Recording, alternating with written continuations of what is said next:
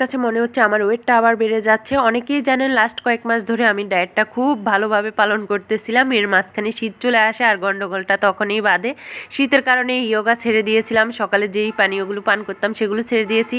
এছাড়াও উল্টাপাল্টা মাঝে মাঝে খাবার খেয়ে ফেলেছি, এই কারণেই হয়তো ওয়েটটা আবার বেড়ে যাচ্ছে। তো ভাবলাম যে না, আজ থেকে আবার শুরু করা দরকার।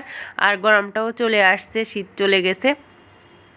আজকে থেকে আবার আমার ওয়েট লস জার্নি একদম ভালোভাবে শুরু করলাম। আমি কিন্তু শীতও ছাড়ি নাই, কিন্তু মাঝখানে উল্টাপাল্টা খাবার খেয়ে ফেলেছি, এই আর কি।